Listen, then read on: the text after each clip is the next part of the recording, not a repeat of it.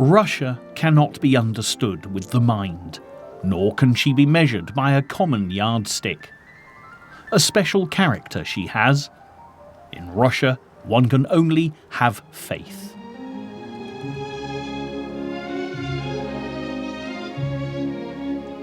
Fyodor Tuchev, the 19th century Russian poet, seemed to be able to sum up his homeland perfectly.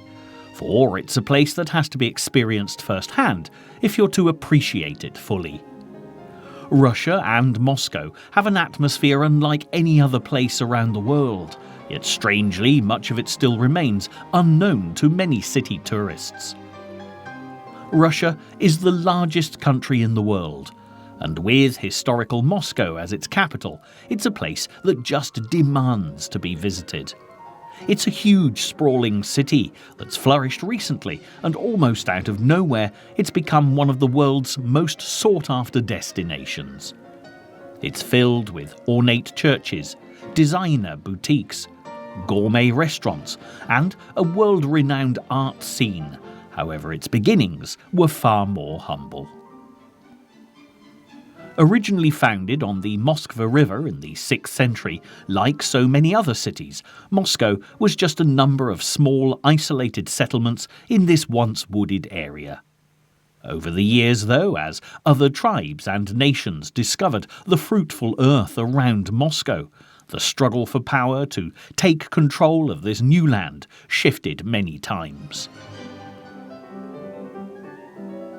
The warriors from Mongolia wanted to take control so badly that in the 12th century, when they attacked Moscow, they ended up burning what had become of the city to the ground. However, the Mongols' victory was relatively short-lived, and as Moscow became more powerful under their Mongol leaders, the people themselves were finally able to overthrow the Mongols by the mid-1300s, and this is when an idea of a true Russian nation was born. With Moscow's newfound independence, it was able to grow and fortify itself extremely quickly. With growth came the emergence of Russia's first Tsar of all the Russias, Ivan IV.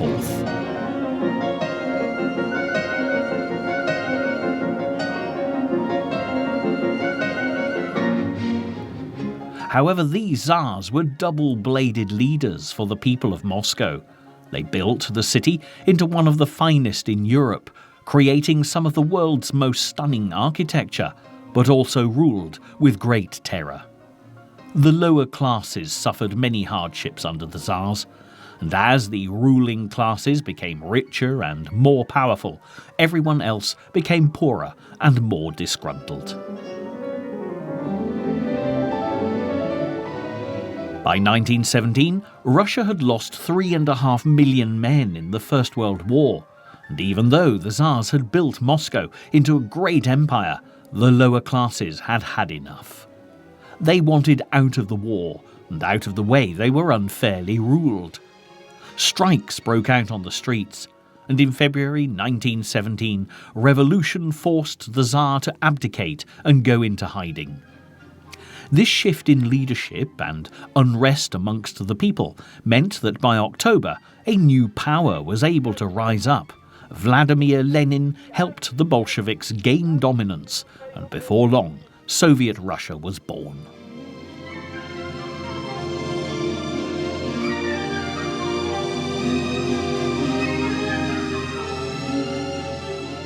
These events totally changed the face of Moscow.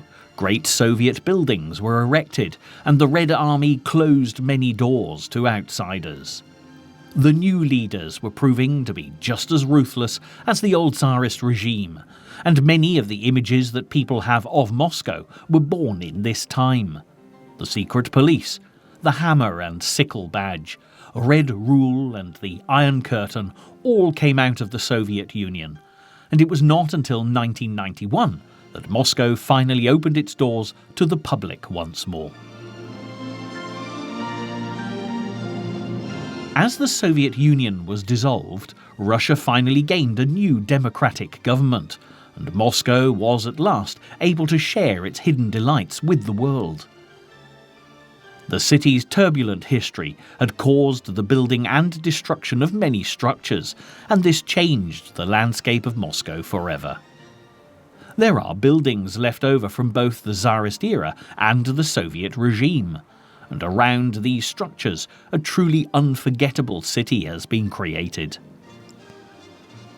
Because of this, Moscow is a delight for the eyes, a city of contrasts that has an endless supply of surprises. And as we'll find out, as Tyutchev said, Moscow has a very special character, which I'm certain you're going to absolutely relish discovering.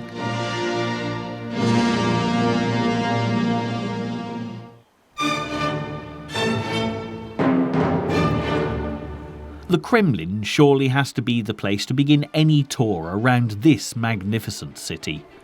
The architecture and story of this area sums up everything that Moscow is, and much of the city's complex history is rooted in this very spot. So it's no surprise that the Kremlin is to be found at the very centre of Moscow.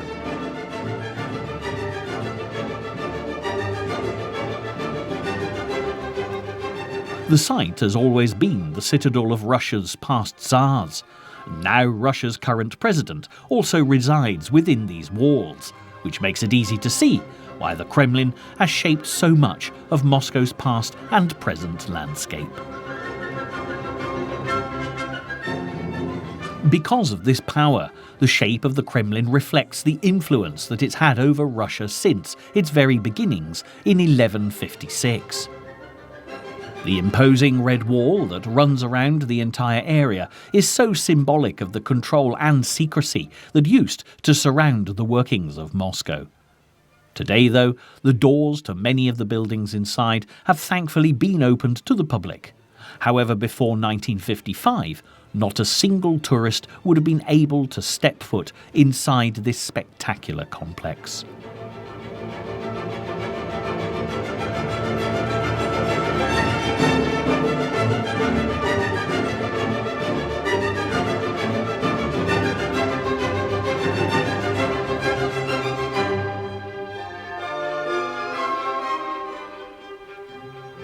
Moscow's so-called Iron Curtain kept many secrets hidden away from public view. But since the fall of the Soviet Union, Moscow has become a much more open city. Thankfully, now all that really remains of that rather cloudy period are the buildings themselves, which is now one of the city's top tourist spots. However, in 1156, the powers that be were far more interested in building a formidable fortress than a tourist attraction, and Prince Yuri Dolgoruki decided that this area was the perfect spot to house the first wooden Kremlin. As Russia grew, so too did the protective Kremlin, and as time passed, the wooden structures inside were replaced with many sturdy architectural masterpieces.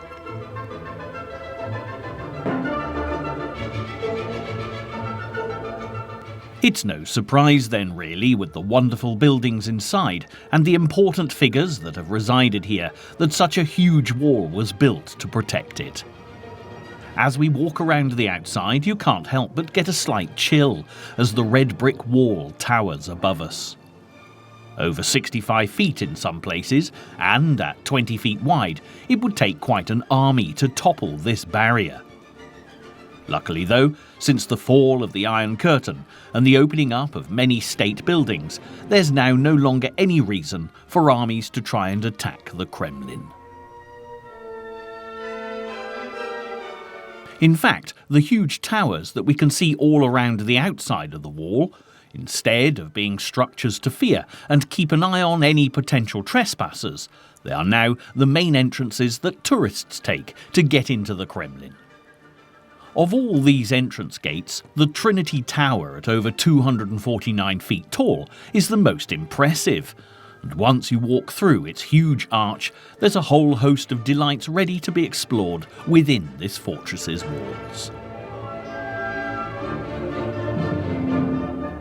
If you can bear to tear yourself away from the splendour of the Kremlin, we'd better head off to our next spot, as there really is so much more to see around Moscow.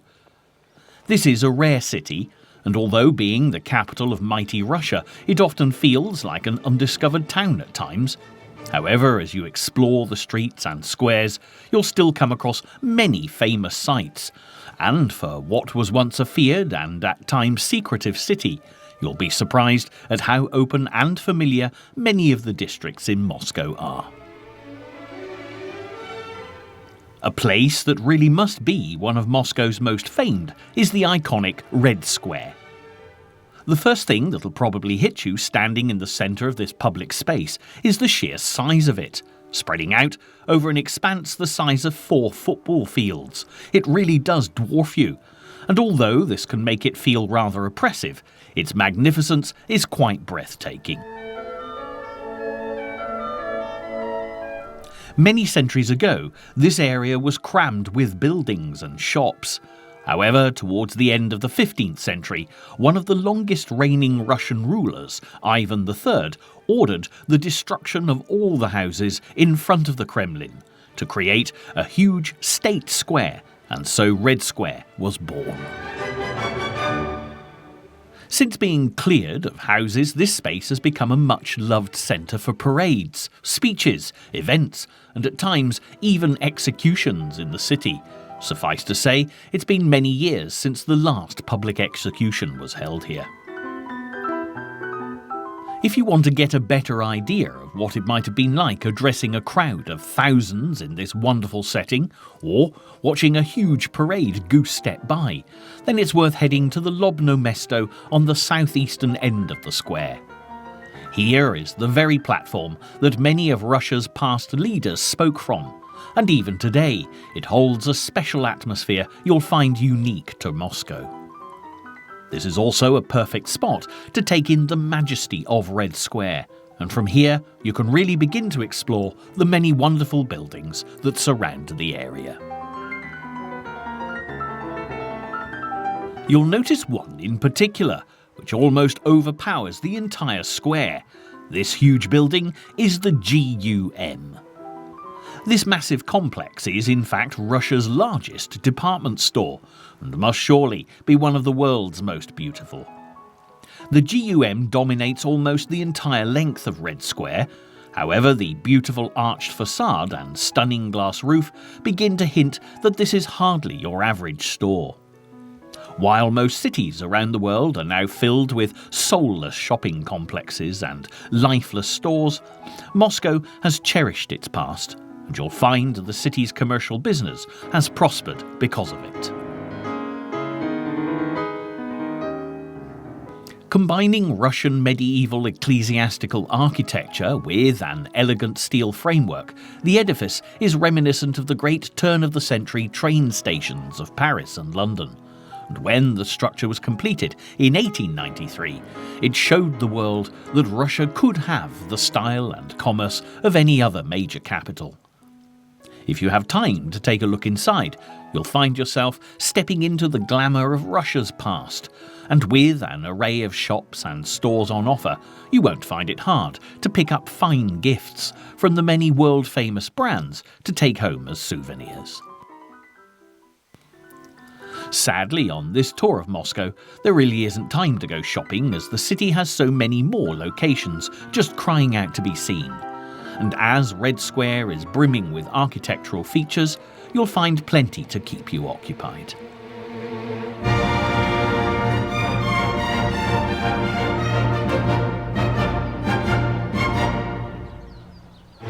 Every one of these beautiful buildings has a different story to tell. However, none is more beautiful than St. Basil's Cathedral.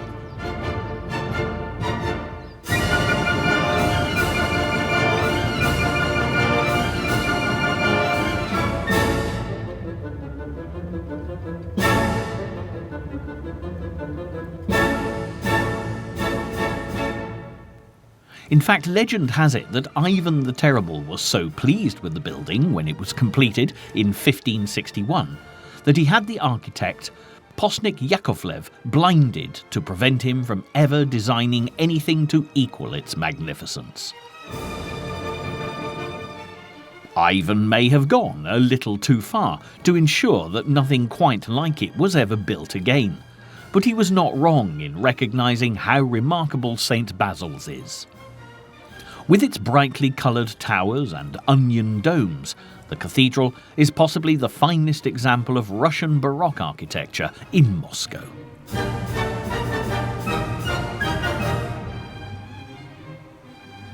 However, the splendour of this architectural masterpiece is not just down to Ivan the Terrible and Yakovlev. As if it were not for a raging fire in 1583, St Basil's would have looked somewhat different from the structure standing before you today.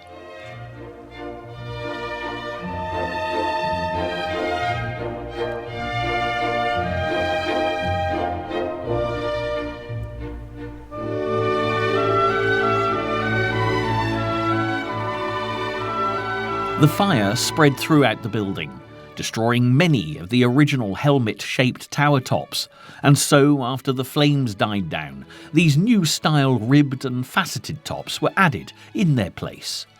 Then, even later, in 1670, vibrant colours were introduced, decorating each dome with a delightful array of patterns and swirls. As you can see, rather than taking away from the original design, these changes have really added to the cathedral and made it what it is today.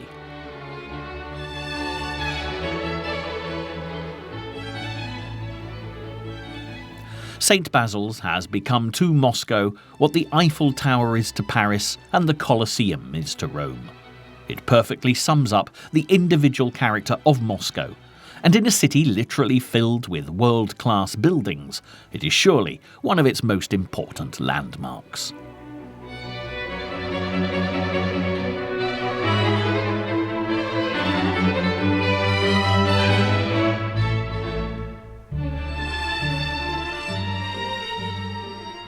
In fact, you only have to turn around and look across to the other end of the square, and you'll see yet another world-class building just itching to be explored.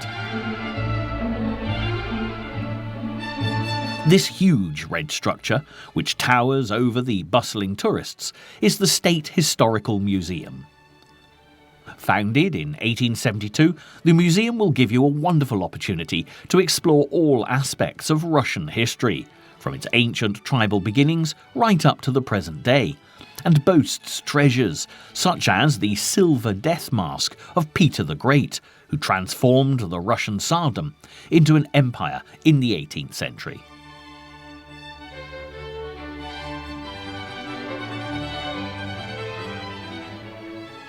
Thanks to the efforts of Russian scientists, historians and archaeologists, the museum's collection of artifacts is so huge that the numbers have now reached well over 4 million.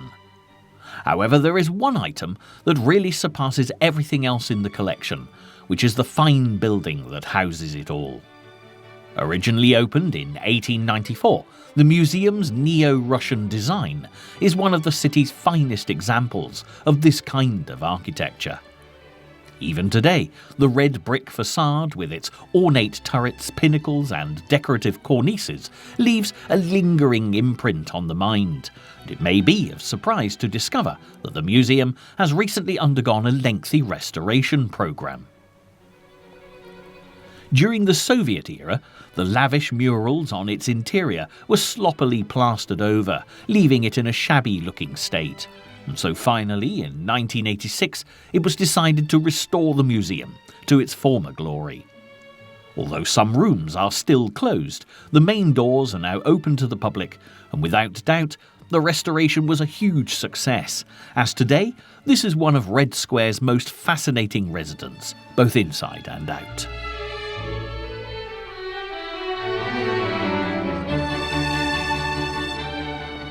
There is, however, one final building in the square that has a story to tell, and its tale is probably the most intriguing of all. Behind the red brick walls of this rather plain building lie the remains of one of the former Soviet Union's greatest and much-loved leaders, Vladimir Lenin.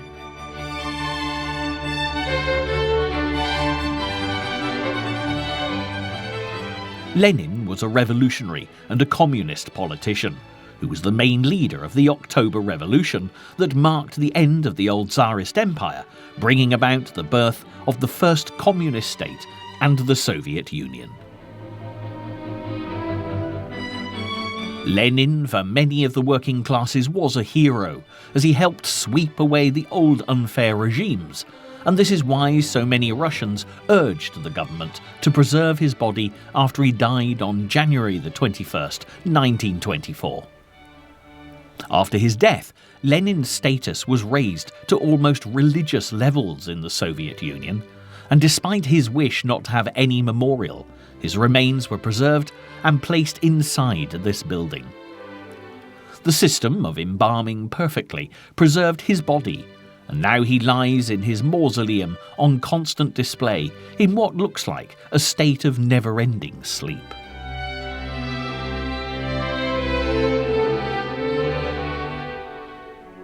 Before the dissolution of the Soviet Union in 1991, the queues to pay your respects to Lenin would snake all over Red Square, and it could take hours of patiently waiting before getting a glimpse of the leader inside. However, nowadays it's much quieter here, and apart from the anniversary of his death in January, you'll be more likely to see curious tourists walking past his body than political followers. The mausoleum may not be the most memorable of buildings to look at, but it must surely be one of the most intriguing to visit, and something you won't forget for a very long time. Incredibly, this is still only the beginning of a remarkable journey through Moscow's past, and already so many unforgettable sights have been encountered. One of the most amazing things about this city is that it's absolutely brimming with places to investigate. Each one offers so much more than many other popular tourist destinations around the world. Moscow has a stunning collection of old and new architecture, and the next few places to visit grace the skyline with some very splendid and perhaps more modern buildings than the ones you've seen so far. In fact, these are not just a few places to explore, but 7 superb sites.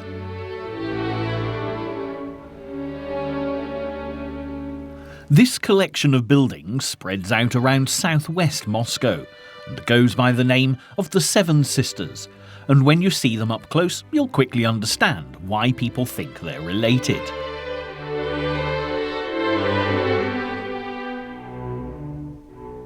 All these buildings were created after the Second World War and were the brainchild of the Soviet dictator Joseph Stalin.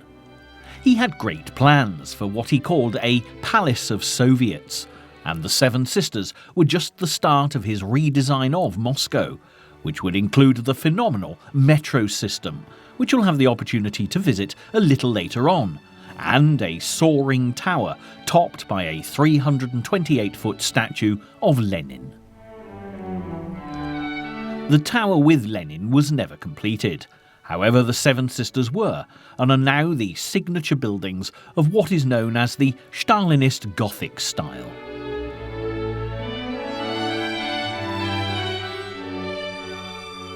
One of the finest examples of this collection is the Moscow State University, situated just north of the Kremlin, which is actually the tallest educational building in the world.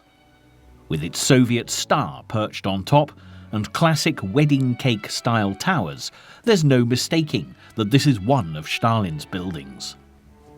The Moscow State University wouldn't look out of place in any modern metropolitan city, and this is exactly what Stalin wanted, as after the war he feared foreigners would come to Moscow and be astonished by the lack of skyscrapers. With the creation of this building and 6 others, Stalin wanted to show the world the power and influence the Soviet Union now had. The Moscow State University can't help but impress as it towers above you, and even now is a shining example of how the Soviet era totally changed the landscape and mentality of Russia, something that can be felt in Moscow even to this day.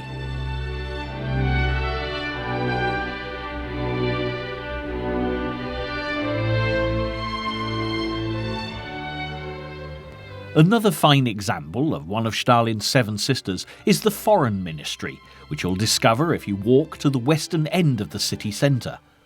The building looms high above the streets of the old Arbat district, and just like its siblings, demonstrates beautifully Stalin's vision for the new Soviet Union. The Foreign Ministry was one of the last buildings that Stalin overlooked before his death, and although his Palace of Soviets was never fully completed, what does remain makes up part of a stunning legacy.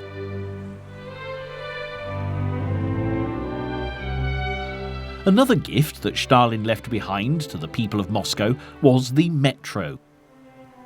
Moscow's metro system is one of the world's most famous underground networks, far more romantic than the metro in Paris and much more reliable than the underground in London.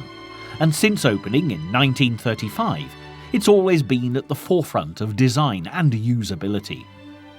You only have to look at one of the entrances to see how much effort went into the creation of these stations, and once inside, you'll be literally left speechless at the sheer beauty of their design.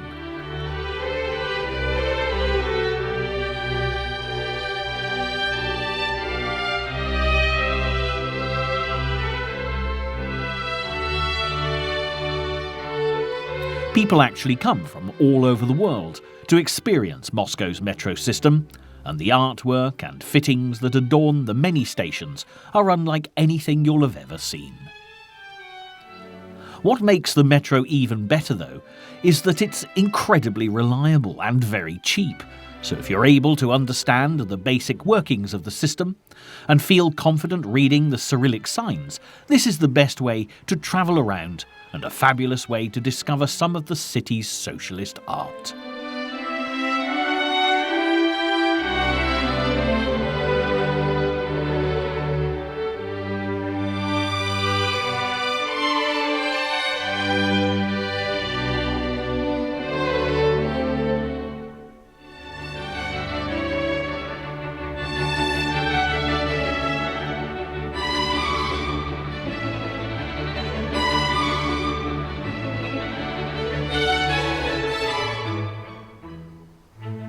Jumping off at the Sportovnaya stop will take you just a short walk away from the Novodevichy Convent, which many people believe to be one of the most beautifully fortified religious institutions in Moscow. And when you stand next to it, you can understand exactly why.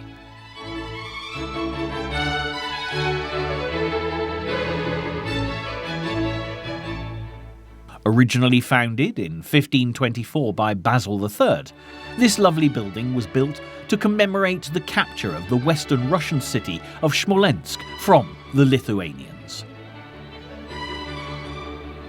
As you can tell for yourselves, this truly is a spectacular, commemoratory building, with its ornate decorated walls and glorious towers. And it may come as a surprise to find that hidden within is a fully working convent, although the Communist Soviet Union closed the convent down in the 1920s. 2 decades later, the Soviets realised their mistake and returned the building to its rightful owners. It would have been quite a tragedy if the convent had been allowed to fall into disrepair, as gazing up at the tall towers and golden domes reaching high above the trees, it creates a stunningly captivating sight. You could probably be quite content just relaxing in the presence of this tranquil complex for the rest of the programme, as it's a place where all worldly stresses seem to just melt away. Regrettably, time is limited, and as there are still so many more places to visit, stopping for too long would mean missing a whole host of other fascinating locations. So it's time to jump back onto the metro and head back into the city. Just a quick trip will take you back to the old Arbat district, which you visited a little earlier. This is a charming area in the west of Moscow, which has a totally different atmosphere to the Novodevichy Convent, yet you'll find it just as inviting. Very much like Covent Garden in London or Montmartre in Paris, the old Arbat is an area alive with bustling shoppers, stalls and street artists. And just as in similar areas around the world, this was where the writers, poets, artists and intellectuals of the city once lived and worked. Simply walking along some of the pedestrianised streets and soaking up the entertainment and intoxicating atmosphere can give you a taste of old Arbat's colourful past. And as you can see, this district is a wonderful example of how surprising Moscow can be if you really explore the city properly. The area presents a vibrant contrast to the images of onion-domed palaces and the strict Soviet regime which most people seem to conjure on their first visit to Moscow. And the bohemian atmosphere, wonderful restaurants and interesting boutiques prove that this is a city full of surprises with as much variety as any European capital. If you have time, you may like to delve a little deeper into the fascinating history of this area. And as many of the houses here once belonged to some of the most cultured residents in Moscow, you'll find an array of interesting museums to explore. The most famous, and surely the most intriguing of these, must be the home of the great Russian author and poet Alexander Pushkin. With its striking white and blue facade, there's no mistaking this museum, as Pushkin's house is probably one of the least Russian-looking buildings in Moscow, and wouldn't look out of place in a fine Georgian street in London.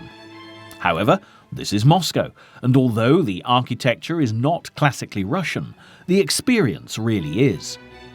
Pushkin rented this elegant house during the 1800s and lived here with his new bride, Natalia Goncharova, and was so happy with his new life that he even wrote to his friend Pyotr Pletnev to say, "I am married and happy. My only wish is that nothing in my life should change."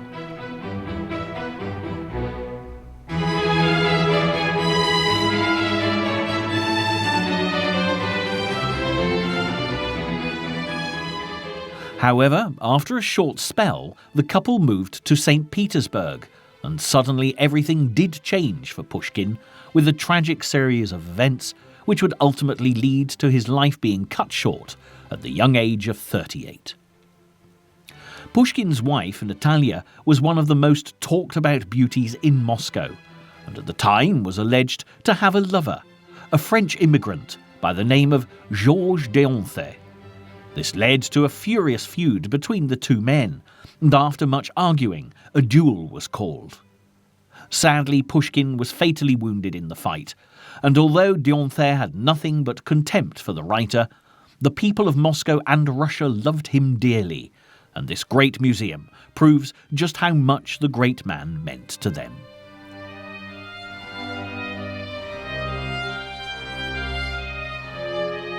Credited with giving Russian literature its own particular identity, the spirit of Pushkin is kept alive within these colourful walls, and the house pays true homage to the life and works of the talented writer. If you're a keen history explorer, then it really is worth unearthing the treasures of this museum, as you're certain to discover a great deal about Moscow's varied and intriguing past.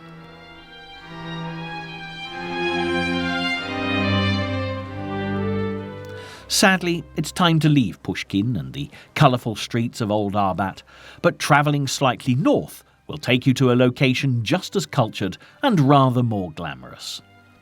Behind the pillars of this impressive building is the home of an art form which is truly Russian in flavour, and the reason why this structure has become such a landmark in Moscow. This is the Bolshoy Theatre and home to the Bolshoi Ballet, one of the oldest and most famous ballet companies in the world, established as long ago as 1776.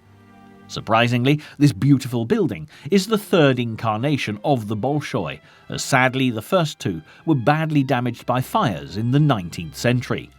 However, as the ballet was so important to the people of Russia, each time it was rebuilt to an even grander scale than before. and the structure you can see before you today has been standing since 1856. The theatre is a wonderfully graceful-looking building, and the work that's gone into creating it is just as stunning as the shows that are put on inside. From the fine towering pillars to the neoclassical relief of two angels adorning the front of the building, it really is a stunning piece of architecture. The most impressive part of the theatre, however, must surely be the statue of Apollo and his celestial horse-drawn chariot poised ready to leap from the pillared edifice. This statue was part of the original building, and it's quite extraordinary that the very part of the structure that survived the heat of the fire was that of the chariot, which according to legend dragged the blazing sun across the sky.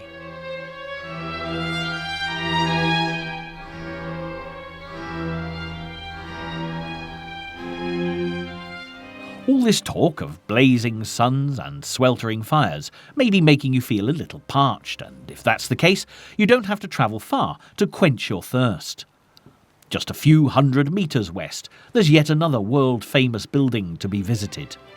Café Pushkin is one of Moscow's most famous restaurants. And if you really want to impress your travelling partner after a night out at the ballet, then there really is no better place to come and sample some of Russia's finest cuisine.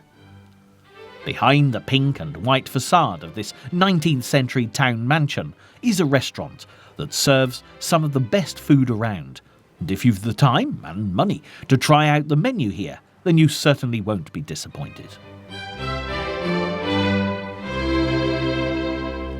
After you've eaten your fill at Pushkin's and had that extra dessert you really shouldn't have, then you might want to spend a little time walking to burn off those calories. If that's the case, what better place to head to than Moscow's fantastic city centre zoo?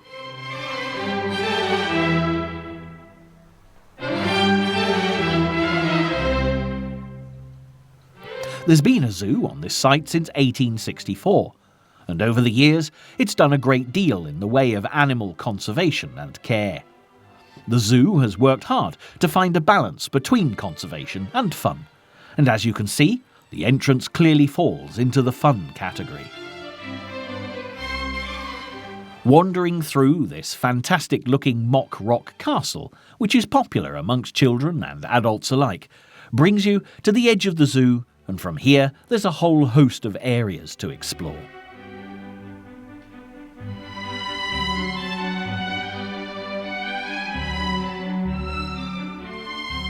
Once Russia and much of Eastern Europe was condemned for its treatment of caged animals.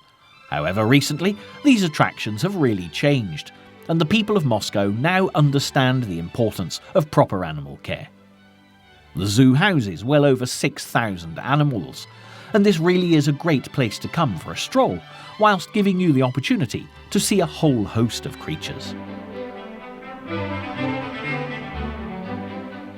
If you'd prefer to stay on the historical rather than the zoological path, and are looking for something which is maybe more in keeping with the traditional view of Moscow, then you may want to head towards the Triumphal Arch. This glorious piece of commemorative architecture looks as though it's been standing in this spot since Napoleon was beaten out of Russia in 1812. However, although this is what it was built to celebrate, it's only occupied this space since 1968. It began its life in 1814 as a wooden arch erected on Gorky Street in an entirely different part of the city, but after deteriorating quite rapidly, it was replaced in 1834 by a much sturdier arch made of stone. But this was not to be the last of the changes, and after a century, plans to widen Moscow's roads meant the arch had to be removed, and so its rich sculptural decoration was kept hidden away for 32 years in the Museum of Architecture. Finally, in the 1960s, the council decided that the arch should be reconstructed and brought to this location in Victory Square, and a team of architects, artists and engineers were faced with the difficult task of recreating the original monument using drawings and photographs and old measurements. As you can see today, the troubles they took have certainly been worth it. With its elaborate friezes and sculptured detail, the triumphal arch makes a magnificent sight and is a fitting expression of the resilience of a city arising from the ashes and ruin of the French invasion 200 years ago.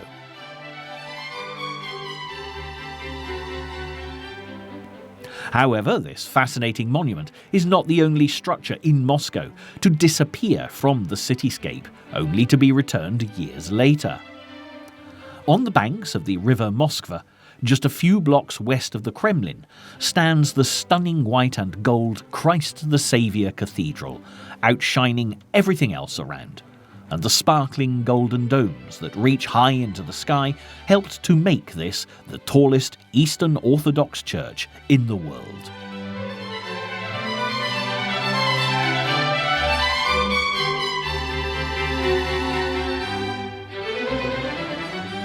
You're very lucky, however, to be able to enjoy this cathedral at all, as this is in fact a very new church, which was built to replace the original, which was destroyed in 1931. The cathedral, however, was not bombed by enemy forces or ravaged by fire, as you might think, but torn down by Russia's leader at that time. Joseph Stalin had chosen this spot to be the place where a great monument to socialism would be erected, so he went about blowing up the old cathedral to make way for it. Sadly, however, due to the outbreak of war and then lack of funds, the work on the new monument was never even started, and the site was left empty for years.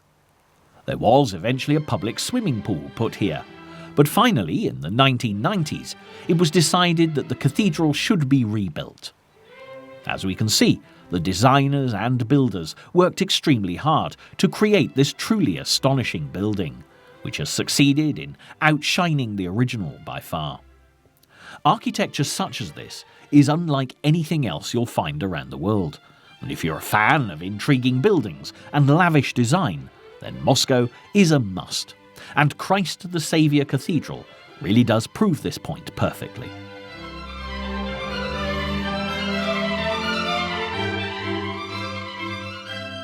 Although the cathedral is perhaps one of the most beautiful buildings in this area of the city, there is one monument along the river competing for attention, which you'll find almost impossible to miss.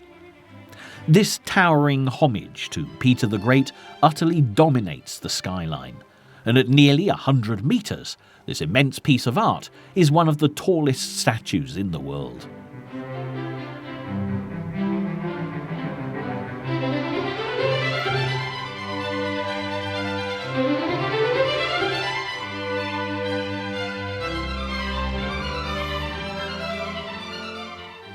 It was created by the controversial artist Tsurab in 1997 to commemorate the 300th anniversary of the Russian Navy. However, the attitude of Muscovites to the statue is far from favourable. Some have gone to the most extraordinary extremes to remove the colossal bronze ship and Tsar from the cityscape, even attempting to blow it up. As well as complaints about the sheer size of the statue competing with the other buildings along the river, many are critical of its presence in a city which Peter the Great, the founder of St. Petersburg, was famed to hate.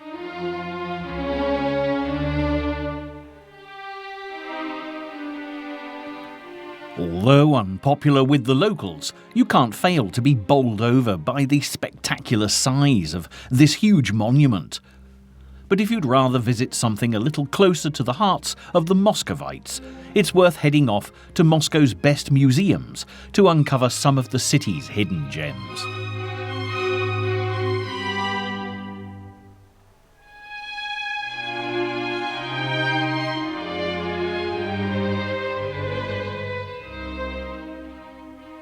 One of the finest museums in the city is the Pushkin Museum of Fine Art, which can be found just opposite the Cathedral of Christ the Saviour on Volkhonka Street.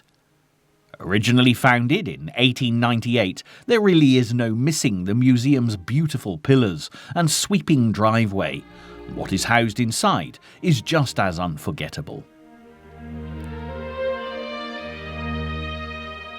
The Pushkin Museum is home to Moscow's largest collection of European art, and was the idea of Professor Ivan Zvetiev, who persuaded the young millionaire Yuri Moltsov and the talented architect Roman Klein of the urgent need to give Moscow a world-class art museum. Zvetiev must have been a persuasive man, as by 1898 plans for a lavish art museum were underway, and the combined efforts of Moltsov and Klein succeeded in creating this fabulous building, which was finally completed 14 years later. The hard work and meticulous design paid off. This building is now one of the city's most timeless structures, and if you step inside, you can explore an array of delights from Roman, Greek and Byzantine antiquities to Gothic and Renaissance work, and a whole host of other masterpieces by world-famous artists such as Rembrandt, Van Gogh and Gauguin, among many others.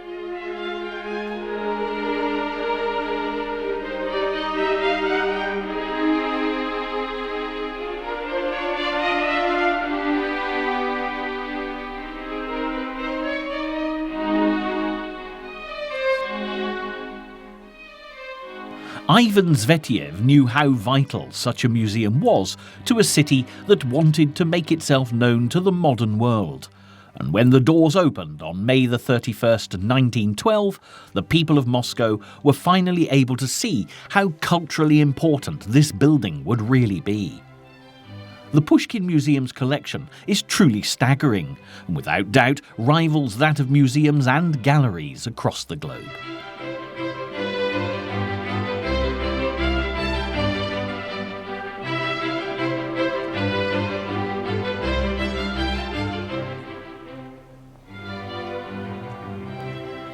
You may, however, be a well-seasoned traveller who's seen a great deal of worldly masterpieces, and if this is the case, you might prefer to enjoy some more of Moscow's outdoor pleasures.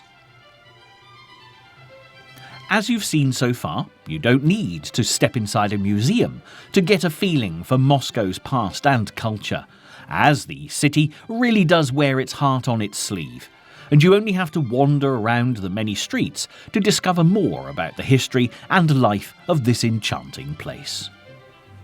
Somewhere that displays this perfectly is the world-famous Gorky Park.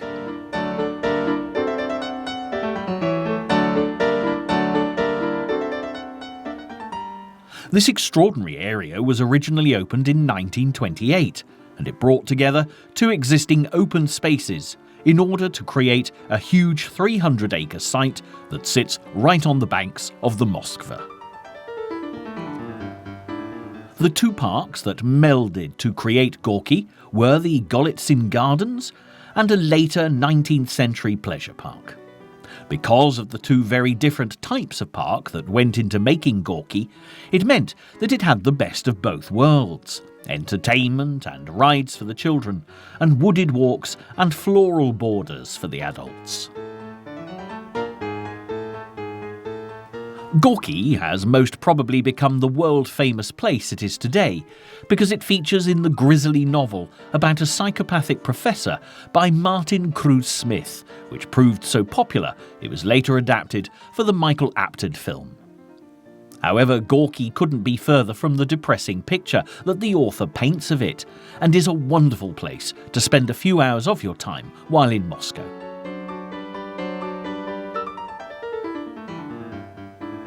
From the impressive entrance gates to the original Buran spacecraft, Gorky Park has something for everyone, and even in the bitterly cold winter months, it has a much-loved activity for the public to enjoy.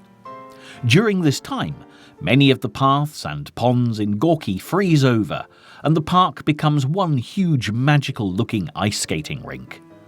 However, even if ice skating isn't your thing, there's bound to be something in here you can find to amuse you. And just as Moscow is a city guaranteed to enchant, Gorky Park is certainly guaranteed to entertain.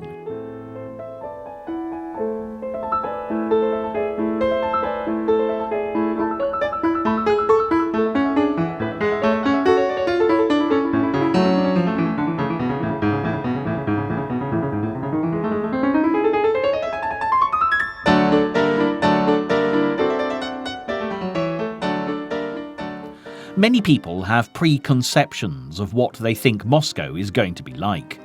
But as you must have found on this fascinating tour of the city, one of the wonderful things about Moscow is that it's quite impossible to sum up in a few words. As this intriguing adventure nears its end, wandering along the river Moskva will give you the chance to take in your final views of this spellbinding city. From these banks, you can catch a last glimpse of unforgettable sights such as the Kremlin, Christ the Saviour Church, and Gorky Park. And taking a stroll along the river is a truly wonderful way to finish this fabulous journey through Russia's magnificent capital.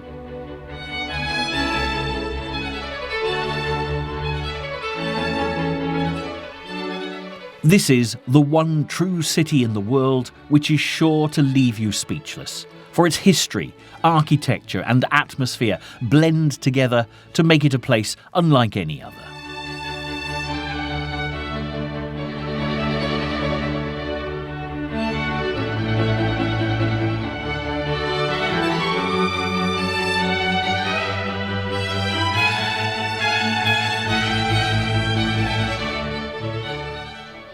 Over the years, it has totally reinvented itself, and the mark that history has made on its streets and squares is undeniable.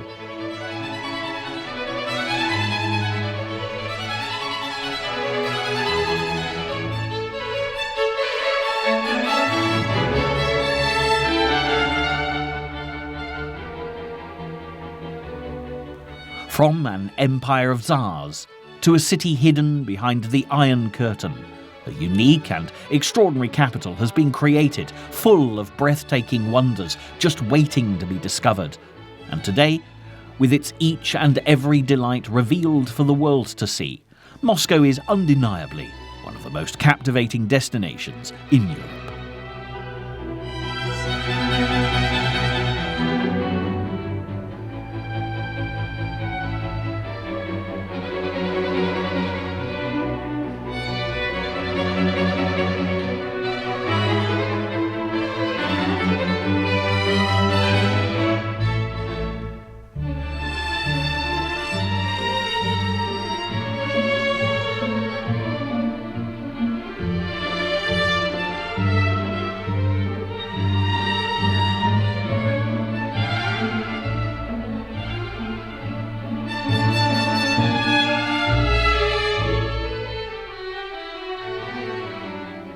Sadly, it really is time to leave this enthralling city and say goodbye to the bright domes, elegant facades and historical figures that grace the Russian skyline.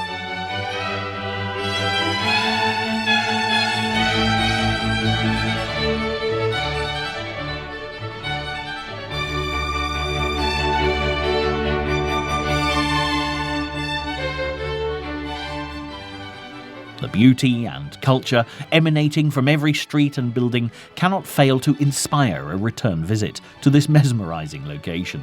And without a shadow of a doubt, you'll find that before long, you'll be begging to return to this fabulous and intriguing city.